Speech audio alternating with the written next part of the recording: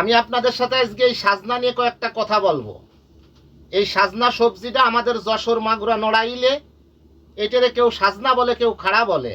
আমি জানি না 64 জেলার কোন জায়গা আর কি বলে। আজকে যে দুই পদ নিয়ে আইছি আমি, এইটা মনে করেন প্রিন্স মামুন ভাই, এইটা মনে করেন লাইলা আপা। এখন আমি একটা জিনিস আপনাদের কাছে আমি জানতে চাচ্ছি। সৌদি আরবে আমি তায়েফ শহরে 2 বছর, এইখানে প্রত্যেকটা সৌদির বাড়ির সামনে বিভিন্ন রকমের ফলের গাছ তাদের বাড়ির সামনেতে লাগায়। এত সুন্দর সুন্দর ফল হয়, সেই ফলগুলো ওরা খায় না। ওই ফলগুলোই গাছে পাইকে আমি অনেক দেখেছি।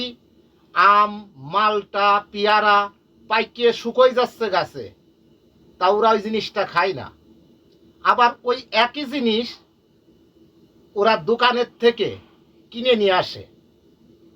আমার এই জিনিসটা বুঝি আসে না যে আসলেও আমাদের বাংলাদেশে তো যে জিনিসটা আমরা নিজেরা হাতে বানাতে পারি আমরা সেইটা অরিজিনাল বলে খাই, আর এরা যে জিনিসটা হাতে বানায় ওই জিনিসটা এরা খাবে না।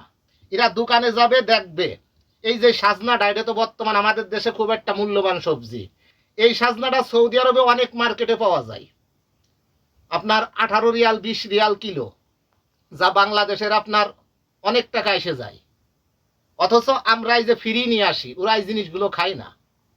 তা এই জিনিসটা আমার বুঝি আসে না যে ওরা গাছ লাগাবে নিজেরা, সেই গাছের ফলগুলো নষ্ট করে ফেলবে, ওরা খাবে না। ওই ফলটাই ওরা বেশি দাম দিয়ে দোকান থেকে কিনে এনে খাবে। আর আমাদের দেশে আমরা নিজেরা যে জিনিসটা হাতে আসতে পারি ওই জিনিসটা আমরা অরিজিনাল বিলে খাই। আপনারা আমার কমেন্টে জানাবেন যে বিষয়টা কি।